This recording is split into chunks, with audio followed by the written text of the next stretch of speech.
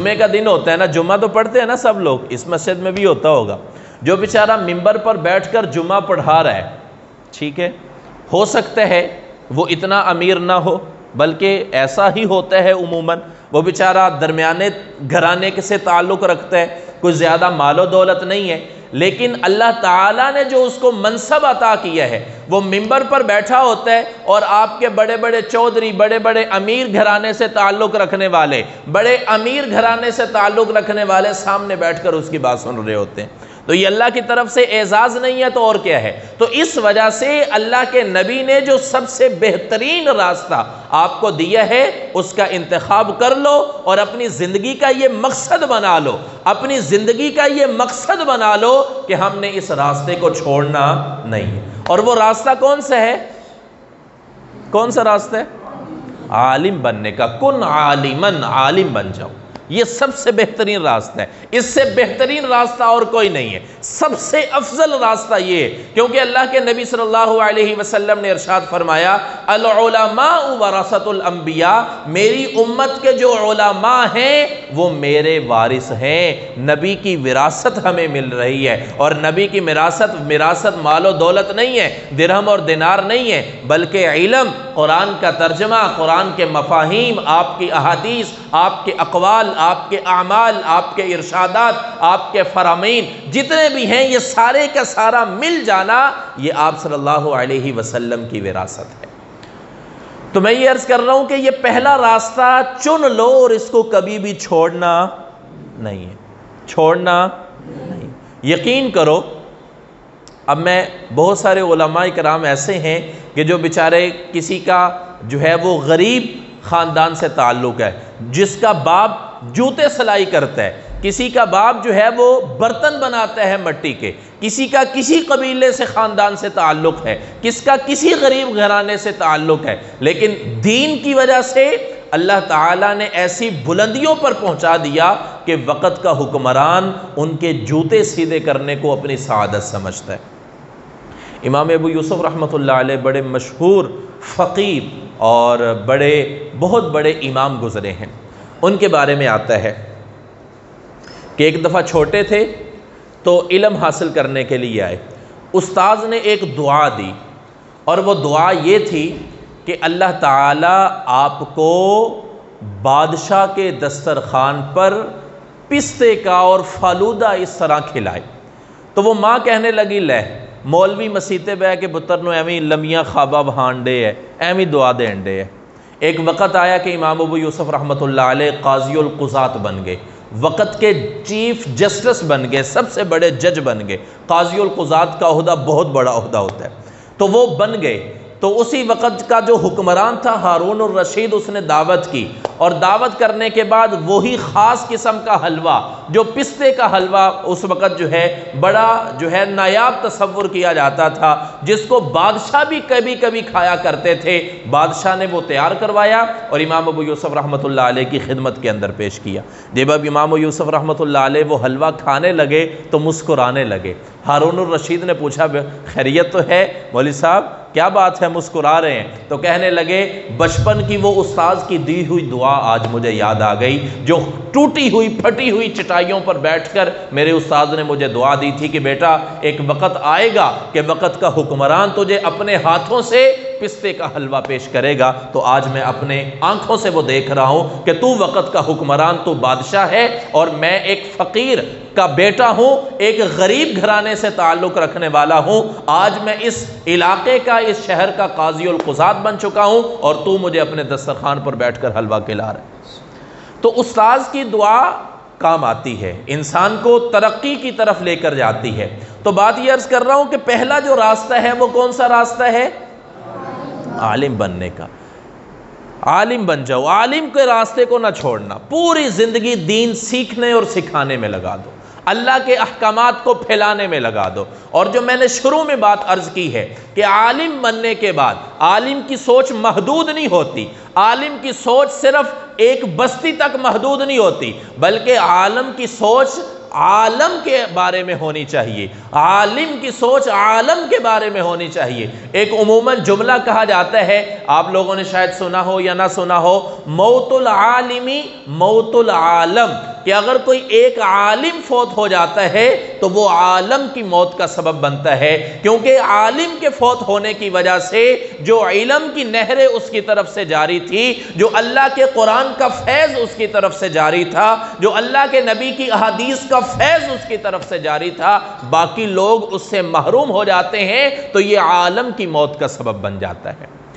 ٹھیک ہے، تو عالم کی سوچ، عالم کی سوچ وسیع ہونی چاہیے۔ اپنے آپ کو جو ہے وسیع کرو کہ میں نے پوری دنیا کی اصلاح کرنی ہے، میں نے اپنے پاکستان کی بھی اصلاح کرنی ہے، باہر کے جو ممالک ہیں وہاں پر بھی دین کو پھیلانا ہے۔ پہلا راستہ تو ہے عالم بننے کا، دوسرا راستہ اللہ کے نبی نے فرمایا او متعلمن، سب سے افضل راستہ تو عالم بننے کا ہے۔ اگر تمہارے پاس کسی وجہ سے تم عالم نہیں بن سکے، تم عالم نہیں بن سکے، دین سیکھ کر آگے لوگوں کو نہیں سکھا سکے، تو دوسرا راستہ یہ ہے کہ پوری زندگی جب موقع ملے، جہاں سے موقع ملے، علم دین سیکھنا کرنا، علم دین سیکھنے کی کوشش کرو۔ زندگی علم دین سیکھنا کسی مخصوص عمر کے ساتھ خاص نہیں ہے کہ فلاں عمر تک آپ دین سیکھ سکتے ہیں، فلاں عمر کے بعد آپ دین نہیں سیکھ سکتے۔ 30 سال تک آپ دین سیکھ سکتے ہو، 60 سال کی عمر کا کوئی بابا دین نہیں سیکھ سکتا،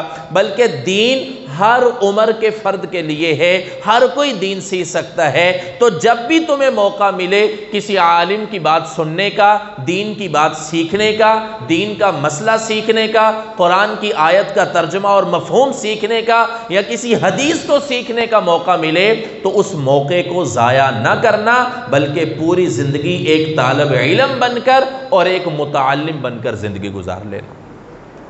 تیسرا راستہ اللہ کے نبی صلی اللہ علیہ وسلم نے فرمایا او سامیان، دنیا کے معاملات ہیں، زندگی ہے، سب سے افضل راستے کو اگر تم نے چھوڑ دیا کہ عالم نہ بن سکے،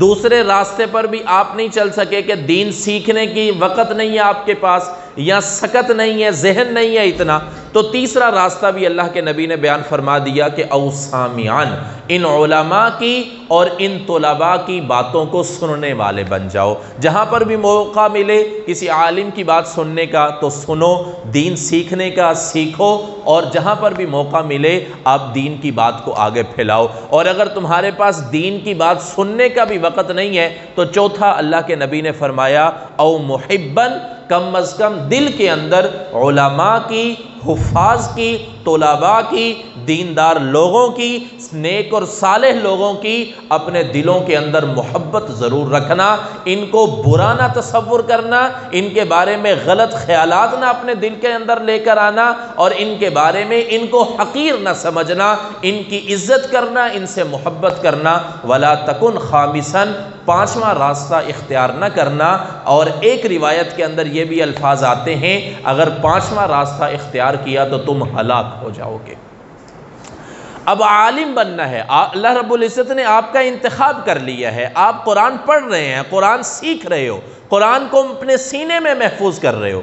اب اللہ تعالیٰ نے اگر آپ کو اس راستے کے لیے منتخب کر لیا ہے تو اب آپ لوگ ہمت کر کے، نیت کر کے، ارادے کر کے، عزم مصمم کر کے یہ نیت کر لو کہ ہم نے اب پوری زندگی دین کے لیے وقف کر دی ہے۔ کس کے لیے وقف کر دی ہے؟ دین کے لیے وقف کر دی ہے۔ یقین مانو اگر آپ لوگ اپنے آپ کو دین کے لیے وقف کر دو گے تو میرا دعویٰ یہ ہے آپ بھوکے نہیں مرو گے، آپ روزگار کی وجہ سے پریشان نہیں ہوگے، آپ شادی اور بچوں کی وجہ سے پریشان نہیں ہوگے، بلکہ اللہ تعالیٰ ایسی ٹھاٹھ کی زندگی تمہیں عطا کرے گا جو بڑے بڑے امیر گھرانوں کے بچوں کو نصیب نہیں ہوتی۔ اگر آپ اپنے آپ کو عالم بننے کے لیے خاص کر لیتے ہو، اپنے آپ کو اس راستے کے لیے منتخب کر لیتے ہو، یقین کرو لوگ ترستے ہیں اس بات کو کہ یار مولوی صاحب آج ہماری طرف سے کھانا کھا لو، آج ہماری طرف سے ہدیہ قبول کر لو۔ یا انسان خودداری کی اگر زندگی گزار رہا ہو تو روزگار کے اور بہت زیادہ ذرائع بن جاتے ہیں، لیکن دین کی خدمت اللہ تعالیٰ اسی کو توفیق عطا فرماتے ہیں جس سے اللہ تعالیٰ محبت کرتے ہیں۔ ایک اور روایت میرے ذہن میں آ گئی ہے، اللہ کے نبی صلی اللہ علیہ وسلم نے ارشاد فرمایا، جماعت مختصر کرتے ہیں 5 منٹ بعد، بس آخری بات کر کے بات ختم کرتا ہوں۔ اللہ کے نبی صلی اللہ علیہ وسلم نے ارشاد فرمایا من یرید اللہ بہ خیرا یفقہہ فی الدین،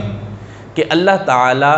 دین کی سمجھ اس انسان کو عطا فرماتے ہیں جس انسان سے اللہ تعالیٰ محبت کرتے ہیں، جس انسان کے ساتھ اللہ تعالیٰ خیر خواہی کا معاملہ کرتے ہیں، اللہ تعالیٰ اس کو دین کی سمجھ عطا فرما دیتے ہیں۔ اب دین کی سمجھ کیا ہے؟ دین کی سمجھ یہی ہے کہ انسان قرآن سمجھے، نبی کی احادیث کو سمجھے، دین کو سیکھے اور اس مسائل کو، قرآن کو، احادیث کو، اس دین کو آگے امت تک پھیلائے۔ یہ دین کی سمجھ ہے۔ اور ایک اور روایت کے اندر اللہ کے پاک پیغمبر محمد الرسول اللہ صلی اللہ علیہ وسلم نے ارشاد فرمایا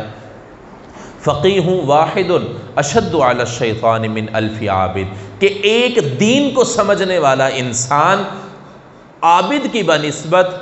شیطان پر 1000 عابدوں سے زیادہ بھاری ہے۔ یعنی ایک عام انسان عبادت کرنے والا ہے، 1000 عبادت کرنے والے ایک طرف اور ایک عالم دین کا تقوی ایک طرف، تو اتنی زیادہ فضیلت ہے۔ تو میرے بھائی، میرے بچوں، میرے عزیزوں، یہ آپ سے درخواست یہ کر رہا ہوں کہ خدا را ایک تو عالم کا راستہ اختیار کر لو، اس راستے کو چھوڑنا نہ، اور دوسرا اپنی سوچ کو وسیع کرو۔ آج لوگ ہم یقین کرو فرقوں میں بٹ چکے ہیں، تعصب میں بٹ چکے ہیں، ایک دوسرے پر کفر کے فتوے، ایک دوسرے پر گستاخی کے فتوے۔ اس تعصب سے اپنے آپ کو آزاد کر کے سارے لوگوں کی اصلاح کی فکر کرو۔ سارے لوگ، جس نے بھی کلمہ پڑھا ہے وہ مسلمان ہے، اور جس نے پوری زندگی شرک نہیں کیا وہ جنت کے اندر جائے گا۔ شرک کرنے والے کو اللہ تعالیٰ کبھی بھی معاف نہیں فرمائیں گے، اور جو انسان بدعملی کی زندگی گزارتا ہے اور پوری زندگی شرک نہیں کیا،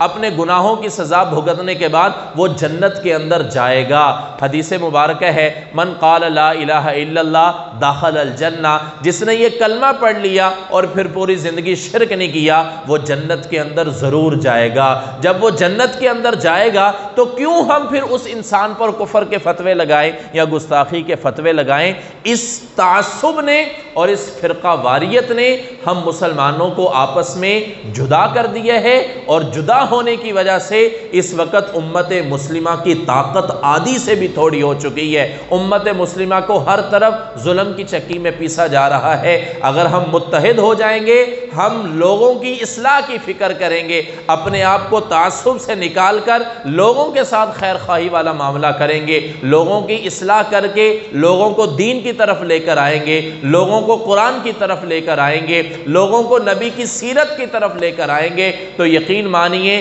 تعصب ختم، لڑائی جھگڑے ختم۔ جب امت مسلمہ متحد ہو جائے گی تو پوری دنیا پر اسلام کا غلبہ ہوگا۔ ٹھیک ہے؟ تو یہی گزارش کروں گا، عالم کے راستے کو نہ چھوڑیے گا، عالم بنیے اور اپنی زندگی پر فخر محسوس کریے۔ ہم کوئی حقیر لوگ نہیں ہیں، بلکہ اللہ کی سب سے بڑی دولت ہمارے پاس ہے، اللہ کی سب سے بڑی نعمت وہ ہمارے سینوں کے اندر ہے۔ فخر محسوس کریں، اور بلکہ میں تو اکثر یہ کہا کرتا ہوں، ویسے عاجزی بھی ہونی چاہیے، لیکن اگر کوئی ایسا انسان ہو جس کو اپنے پیسے پر فخر ہے، جس کو اپنی مال و دولت پر فخر ہے، جس کو اپنے